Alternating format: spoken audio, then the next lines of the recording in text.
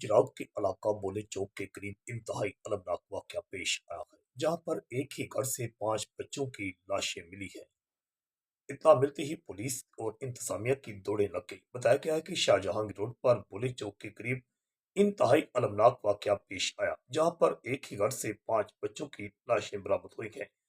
अहले खाना के मुताबिक उनका कहना है कि बच्चों ने कमरा में कोयले जला रखे थे, जिनकी गैस भर गई और गैस भरने के बायस बच्चों का दम घुट गया। 5 बच्चे जो हैं दम घुटने के बायस जिंदगी की बाजी हार गए। अहले खाना के मुताबिक 13 साल लाइबा भी जाँ बहक होने वालों में शामिल है, जबकि उसके 3 भाई भी बताए गए हैं कि जिसमें 11 साल हाशिम शफीक और उसके साथ 10 साल हादी 6 साल हनान भी शामिल है। जबकि एक और सालब फयाज नामी बच्चा जो है वो भी जाँ बहक होने वालों में शामिल बताया गया है।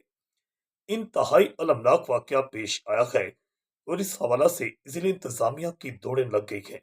एक बड़ी खबर सामने आई है और इंतहाई अलमनाक वाकया पेश आया है गुजरात के इलाका बोले चौक के करीब, जहां पर एक घर से 5 बच्चों की लाशें मिली है। बच्चों की वालदा का कहना है कि वो दवाई लेने के लिए अस्पताल गई हुई थी।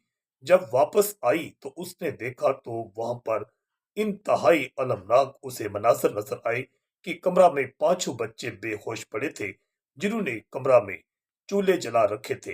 ये कहा जा रहा है, उनकी वालदा की जानिब से बयान सामने आ रहा है।